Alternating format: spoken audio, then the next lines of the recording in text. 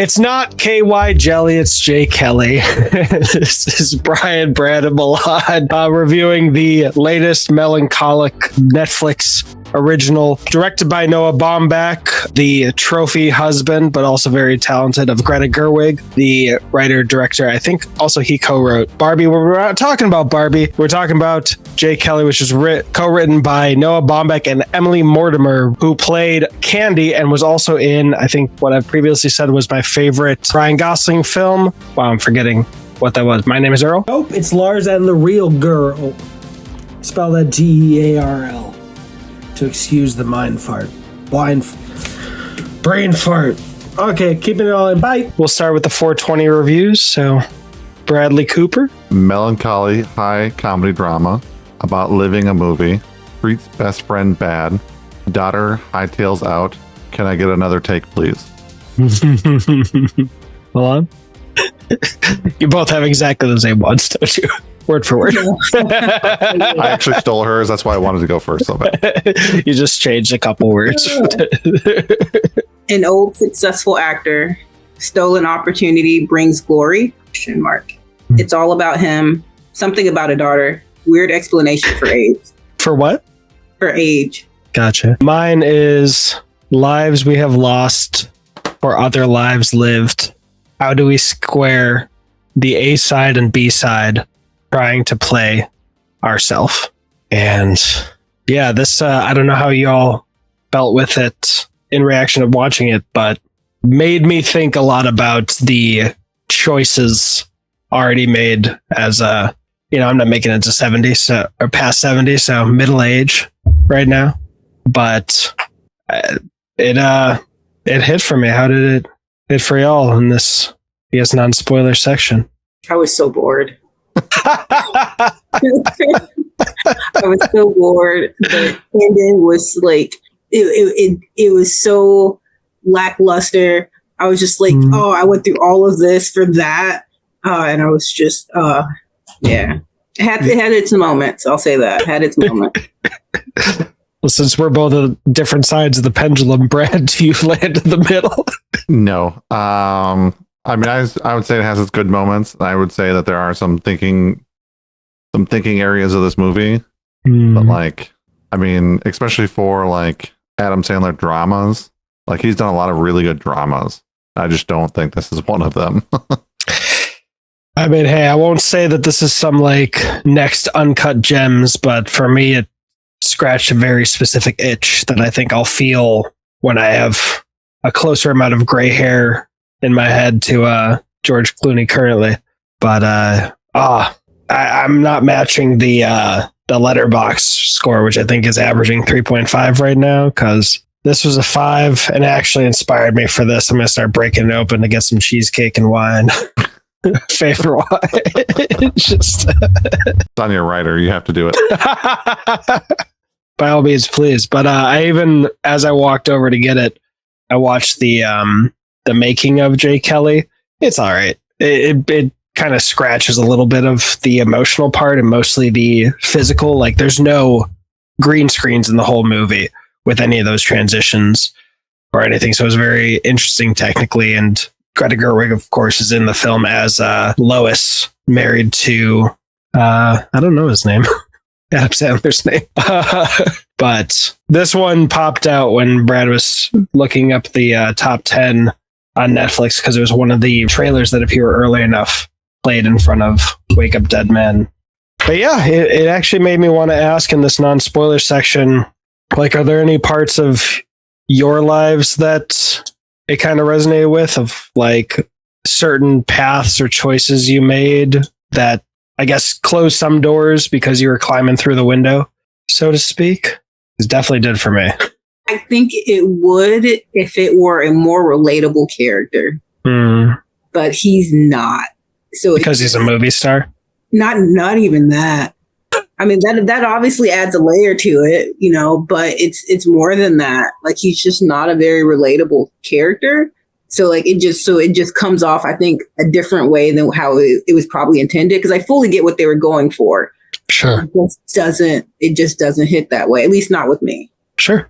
when you say not a relatable character, is that kind of connected to the I feel so alone, you're never alone, thanks for the drink kind of thing, where he's just in a bubble of being taken care of all the time, or some other facet that kind of... No, not necessarily that, because I feel like there's probably a way to do, like, to show that element. And that's what I'm saying. It's not necessarily him being a celebrity or whatever. I think there's a way to kind of show that while still making the character relatable. But it was like, it almost felt like every time they tried to make him relatable, they also did something that very clearly made it stand out that he wasn't, which like defeats the whole point. Okay. Yeah, we can get into more details of specific if you have any in the spoiler section. Brad, same question? Nothing that I can think of, but like kind of like what Milan said. I mean, this feel like this is what this is gonna sound like today. Yeah, I don't know. I don't really see the relation, but I can understand what they're shooting for in a sense of like, yeah, you've focused so hard on these few things that you let important things in your life escape. The relationship with his best friend and agent, Adam Sandler, who's Ron Burgundy. Yeah, something like that. So he let his relationship with his best friend and his daughter kind of slip by, and obviously his marriage and stuff like that too, kind of all slip by because he was too busy focused on his acting career and kind of on himself that maybe he shouldn't have put himself first in so many situations. So I'm sure in a way we can find ways to relate that into our lives, but I don't know. This movie just didn't get it. Sure. I will say maybe it's just easier because it's literally a world that I'm fascinated with, and if I had done different things and like I guess been more hungry for it, I might actually be involved in it. One easy example is I was living in 2012 in California, in Los Angeles. I won't pretend like I was the hungriest person to get into the film industry, but I was there for work, and then I came back so I wouldn't miss my kid's first birthday, and I'm not leaving Chicago until they're 18 and then moving back to that. The only place I've ever felt homesick for, or at least as close as I can afford. So probably an easier for me, since I've literally been like, even the opening 5 minutes, just that one shot. And when I was going to get the wine and the cheesecake, I watched the making of Jay Kelly, and the quote even was in person. It wasn't like written. They used smoke and glass and to turn in like that automatically. I was like, wow. Hey, and you did the dog twice, like as part of the plan. But yeah. Also, I don't know. I think not uncommonly about the next couple decades and regret, I guess, or areas where I could if I don't keep my eye on the ball ish. Like I definitely, obviously being here, living with my kid, nowhere near the life of George Clooney's, but I think the flip side can also be true of if he was with his kids and that was the most fulfilling thing to him, a part of him would also have, what could have been, his friend who felt his whole life was stolen from him. And yes, he did steal. I guess I'll stop there so I can finish and spoil a little bit because it did come later in. But what was y'all's rating on the dope meter? I don't know. Mine was... Yeah, just before we get into spoilers, and then we'll do that, hit Bradley Cooper's trivia, and then jump into spoilers. Unless there's more non-spoiler stuff you want to say before that. All right, well, just to lead to a glorious fall, I just went ayahuasca because I know in like 2 decades this is gonna be like The Whale for me if I rewatch it in 20 years. The Whale really, really fucking hit. Right now I feel like the hasn't as his hard, but it will. What are y'all ratings? It goes ayahuasca, mushroom, edible, joint, skunky, poison, Molly. I'm going to go with, I don't know which way I want to go. It's the combination of joint and skunky. It's just which direction I want to be. I'll go on the plus side and say joint skunky. I mean, I would imagine that this would hit for a lot of people based on, life choices and other things that we'll talk about in the spoiler section. But for me, just the way it is now, I feel it's more boring and more of like a movie about a guy's ego versus a movie about a guy making better on his choices, realizing his mistakes and making better on his choices, which he tried to do towards the end and didn't hit for me. Okay, so would you have preferred that revelation to be earlier so that it could have been more about maybe not the amends, but trying to swing in the other direction? Or have it happen first 15, 20 minutes of the movie, have him fail a couple times, but ultimately succeed or ultimately fail.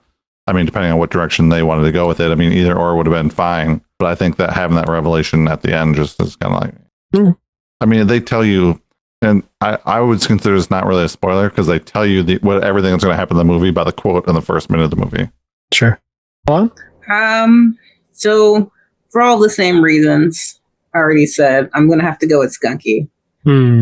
It was just, I get where they were trying to go.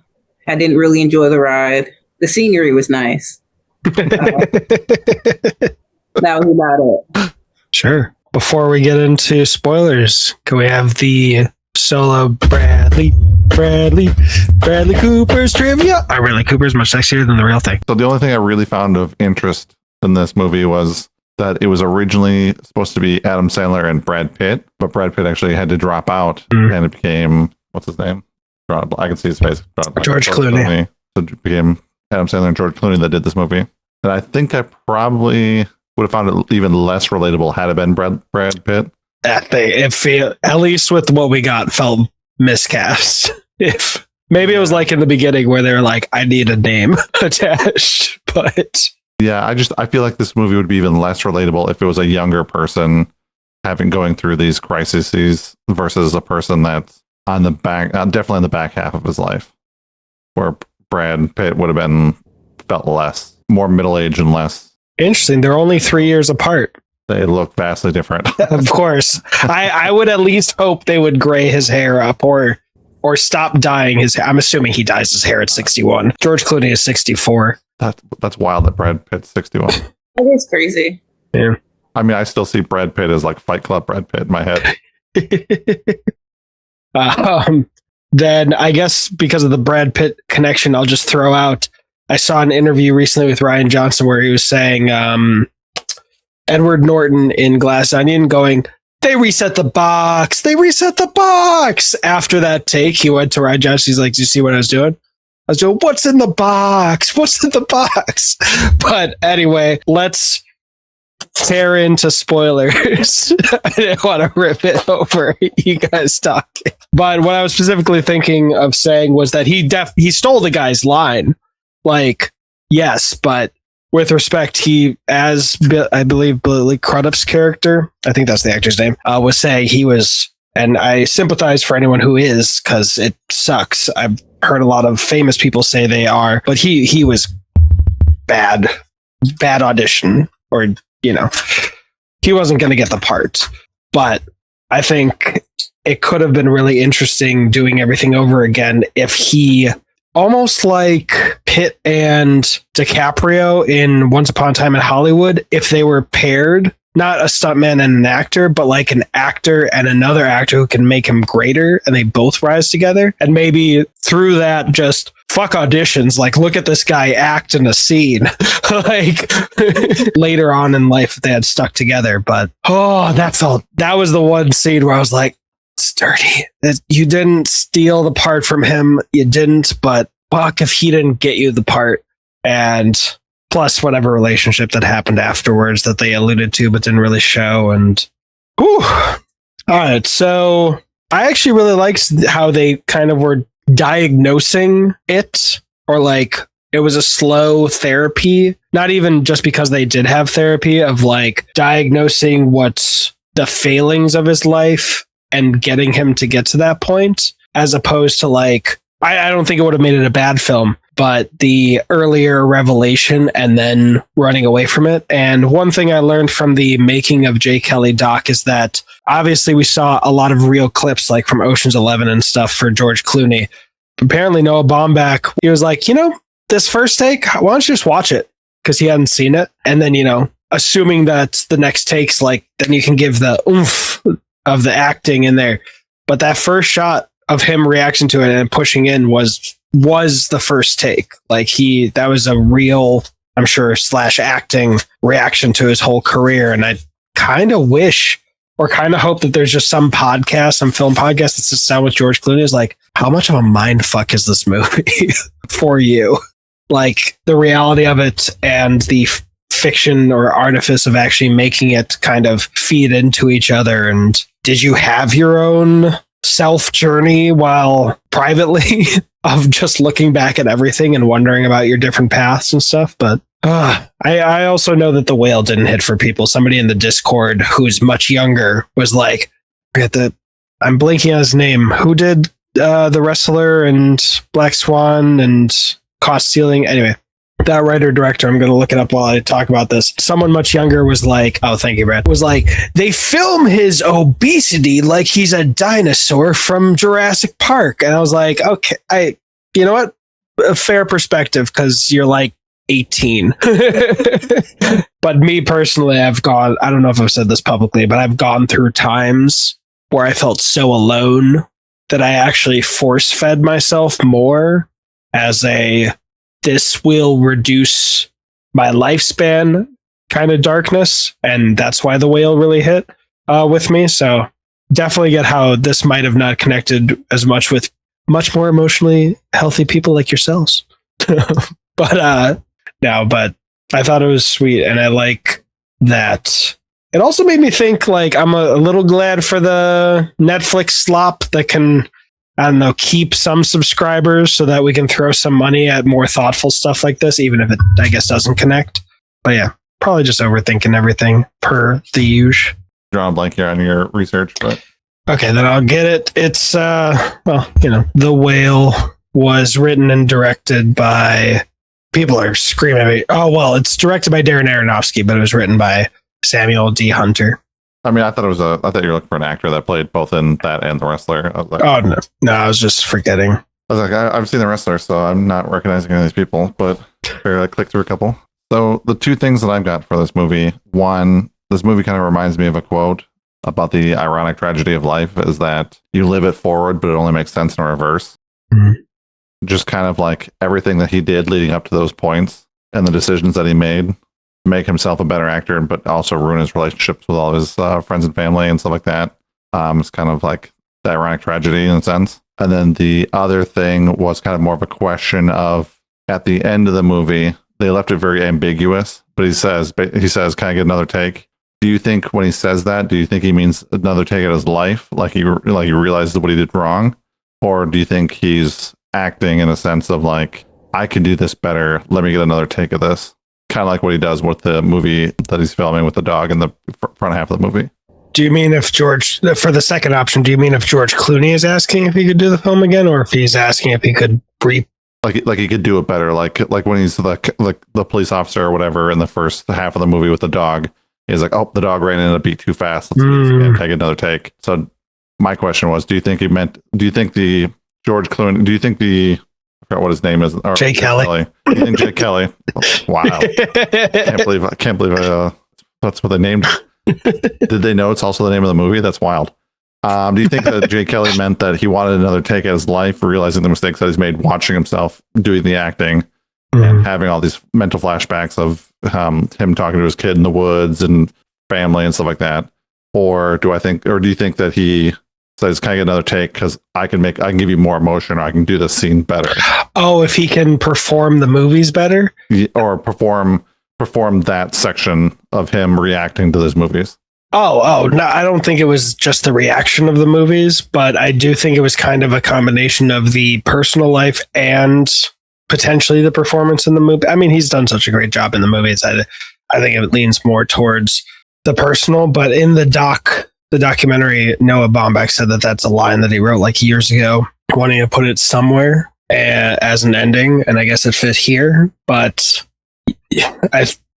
that actually might be the most relatable part of the film, because it connects his want to do another take as an artist, which is rare, and then as a movie actor, even rarer, to the thing that I've heard people hear most in like old people homes, which is just regret in life. So I took it as, do this again.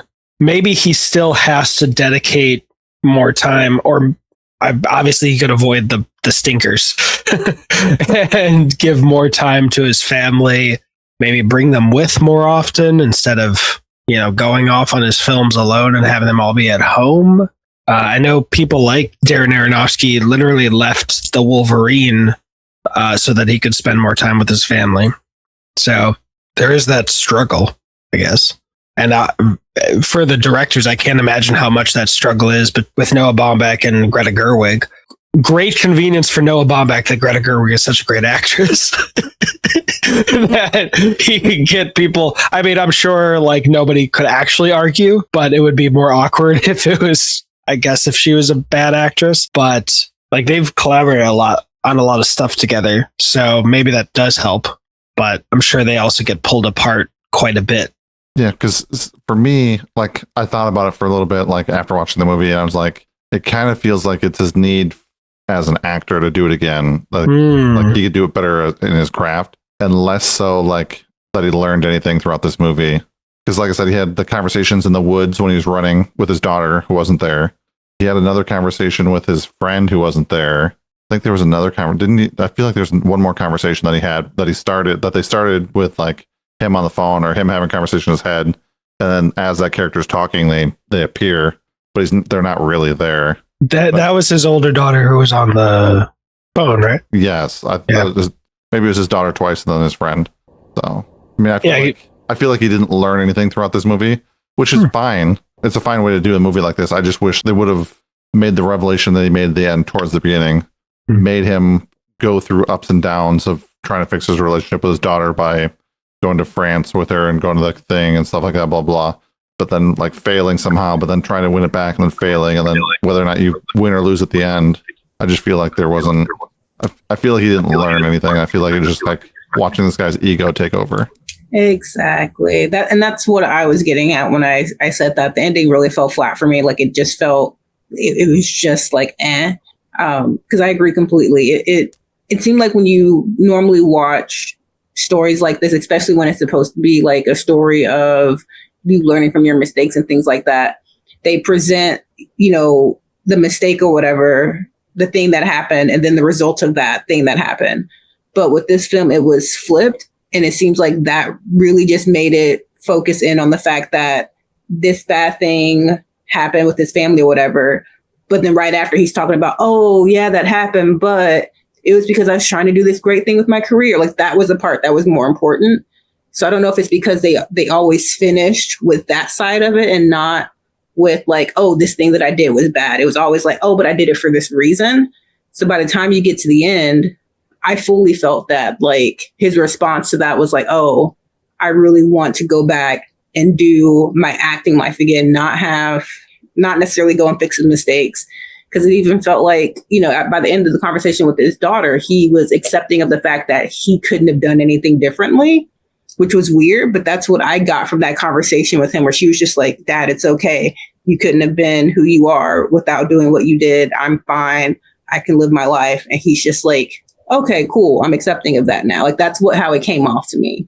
That's interesting because it actually reminded me of, I'll say this up front and then get to the point of it in a little bit, but Hannah Waddingham, the actress who plays Rebecca on Ted Lasso, she said that it's very important to her at this point in her life that she only leave her daughter for very important things, nothing like frivolous or yada yada, so that she knows that it's only for something, I guess, just not frivolous. And over this movie, it felt like the emotional arc was him actually ripping away the bullshit, like the artifice that he's been protecting himself under, and just being honest and straightforward, almost what the therapy appointment was trying to get to, that he couldn't face and ran away from, of just like, yeah, I fucked up in terms of us, and this is why, and I knew that I needed to, but then I took it potentially too far because I needed to keep it, and it was just one thing after another, and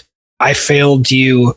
And now potentially, like, the final line to me rang as, maybe I can fix a little bit, but there's no way I could fully make it up to you for all that I've taken. And at the same time, I have to, for himself, just as I guess mentally as a person, have to find a way to lie in the bed that he's made, of like, this might not be the best. It might not be void of regret or mistakes, but this is the bed I've made. I got to lie in it. And if I can do anything similar to, like I said, the last line, he'll try to make as much amends as he can, but isn't kidding himself and thinking that he could fix everything to have the most fulfilling relationship with every single person in his life who he doesn't, whether by his dad just not giving a shit enough, or or his daughters, depending on the daughter, not feeling safe enough to fully like forgive and just say, all right, let's go, I trust you, because he's spent a whole life slowly breaking that trust. And obviously, actually giving the respect to the one person who does stick by. And also the question of how much his life and his needs have done the same thing to him, although I don't know if he knows that much. Although it was really interesting at the end when Adam Sandler is about to be leaving in the taxi and he gets out, it felt framed like a Western standoff. You know what I mean? Just the perfect, both of us standing with our hands at the side of us, and we're in this almost open area facing off. I mean, Patrick Wilson was so great, but getting past the Patrick Wilson, Isla Fisher take of like, what kind of friend takes 15% is like, excuse me, like this guy moves mountains for me. Like, I don't know if he had that full of a revelation. Well, maybe he did when he like decided to leave. But the fact that Adam Sandler got him a role that was written for a 35-year-old, something he wanted, like the least you could do for someone who makes your dreams come true or helps make your dreams come true is give him a little bit of the slice of the cheesecake. but he didn't. He has. They've been, like in a career for 35 years together. It took to that like breaking point for him to even like mildly, maybe possibly consider taking the role that he begged for him to do. He begged Adam Sandler's character that he wanted to do. Adam Sandler's character makes that happen, and then he's just like, I don't want to do that anymore. Now I want to go do this tribute because you're going to give it to my best friend, who's also your other client. That kind of helps. And you tell me if this makes sense, but that I feel that kind of helps my point of like, he was taking him for granted for so long. And then by the end, I can see an argument of him like grabbing any life preserver that he can, or like that of he doesn't have anyone else. But I did take the end of, like, I don't think Adam Sandler's character would have stayed. Maybe he could have, but I don't think he would have stayed in that moment if it didn't feel like he came to him as a friend. Because he literally runs away from my kind of friend takes 15%, which Isla Fisher, what a great cameo. Didn't see that go. I thought Patrick Wilson was going to be the biggest cameo or most surprising one. But him, like, running away from that. And yeah, he calls his daughter first, but then goes to, what's Adam's name again? Ron Sputnik or something. Ron yeah. Suknik? Sudanik? Yeah. Something like that. Or it could be this is the bed I made and I'm going to lay in it, and this is the one person that was there and who's still with me. I mean, like, because you kind of have the two opposites, right? You have George Clooney, who was trying to do everything he could, kind of bailed on the rest of his life and family. And then you've got Adam Sandler's character, who wanted to be with his family, with his kids, but then kept getting pulled away for his responsibilities of his job and his life and the livelihood.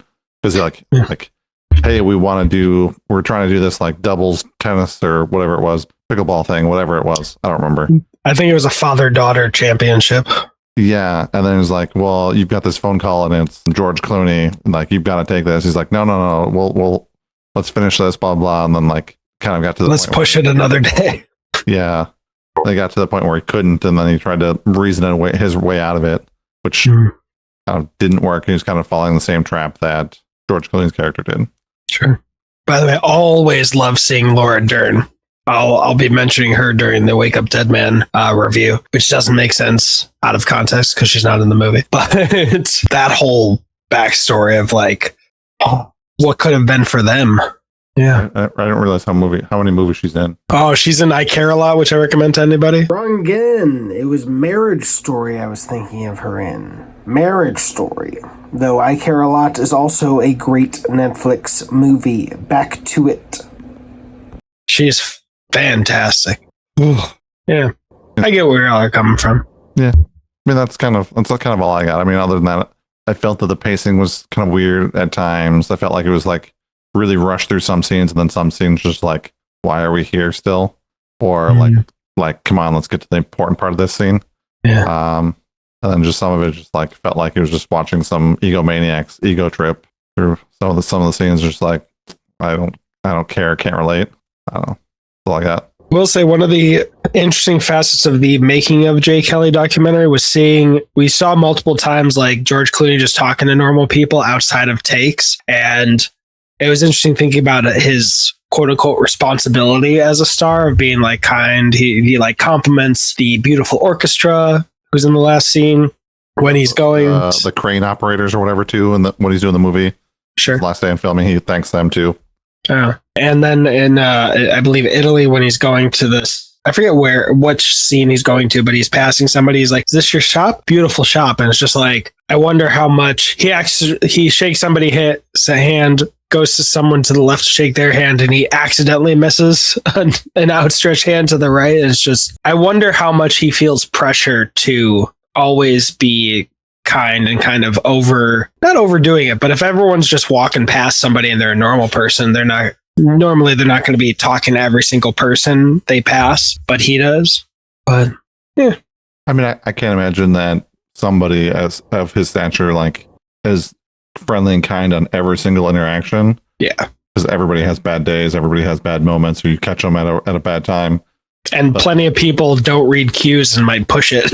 Yeah, that too. But at the same time, you kind of accept that responsibility when you are a prominent public figure. Yes, you are entitled to your own privacy and everything like that. But obviously, if you go out in public and do certain things, walk down the street in New York City, you have to expect some of that. Yeah, there's a interesting / weird social contract. Yeah. I mean, there are some things where you want a privacy, you like in the bathroom or like stuff like that. Like there's plenty of actors and actresses that are like, yeah, I got stopped in the bathroom to talk to somebody. Like it's not a place to do this at. Also, I'm gonna find his name, but I gotta shout out the cast on the train in the car that was so nice, including one. Well, it'll probably be easier if I just look up Fleabag. But this gentleman who I think was in the first season of Fleabag, I didn't really finish it. I should. But he's on the train, and his name is. I'll keep looking. But oh yeah, Jamie Demetriou. He was in 2 episodes. He was the husband in terms of that pair, and he shows up at the end. 2 of the 3 people who are in the audience. Like, I just love seeing so many talented people show up for small parts because I'm sure that's what the cast does. Similar to Daniel Craig in the Knives Out movies, apparently casting became very easy after he was attached to it. But, all right. Is that it? Man, I messed up that line. I don't know how to say this. Is that's all, folks? Is that's all, folks? Got it. But yeah, anything else? All right, well, this may be a skunky. It may be a jointy skunky. You avoided the skunky E joint, so that's good. Or it may be the rare and probably incorrect ayahuasca. But no matter what, it's dope. Maybe not for the other, for some, because movies are dope. Bye now. You realize you set the pace for that, right? What? The last line? Yeah. Okay, so you can't ever criticize it being awkward because we're following your lead. Yeah. Oh, it's awkward. That's part of it. What's your shirt say, Milan? Wrestling something. Wrestling is real. Birds are fake. That's fair. Are you somebody that believes the conspiracy theory of birds are government drones? Or is this just like a joke? For me, it's a joke, but it's one of like my favorite conspiracies. Like I get so tickled. I just have a giant donut. That's all I got. Oh, I love it. I'm so jelly. Oh man! Right before I wish you hadn't shown that yet because I was like, "Damn, Milan's such a simp, son." Only just say a simp. It's a glorious donut. My Simpson collection just keeps growing. Mm. Soon I'll have my new Bart tattoos. You're gonna get Bart tattoos? You said new ones? Our matching tattoos that Aaron and I are getting, because I already have Lisa Simpson, so we're gonna get matching. I'm gonna get Cupcake Kid, and he's getting goodness gracious, pulling a blank because it's another obscure Bart superhero reference that mostly is in the comic books. Because you don't see Cupcake Kid in the TV series except for like once. Guessing it's not Bartman then. Because I don't think it was Bartman because he was going back and forth on what he was trying to do for his, but it was going to be one of the variations of Bart in his superhero persona. The Cupcake Kid is my favorite. Stretch dude? Yeah, I googled those. That wouldn't surprise me. It'll be Bart, and I'm excited. Does this look about right? Well, no, I know what all the Barts look like. Oh, yeah, I don't. Yeah, I'm just not sure which one he settled on. Didn't know that existed. Oh, really? Yeah, I'm crazy obsessed with Simpsons. Yeah, I mean, I can kind of cheat because we have Universal right down the road. So the Simpsons, which is lackluster. Oh, the actual area. I thought you just snuck in that you thought all of Simpsons was lackluster for a second. I'm living in a movie, there's a scene you gotta jump. I got my people at the viewing who all knew me selling tickets. Yeah, they talking about the beauty. I see Scorsese outside saying this isn't cinema. Free man, I ain't doing shit tomorrow, I don't need plans. I'll be kicking it till April off for $3 grand. I don't even need the money, I just need fans. I just need fans.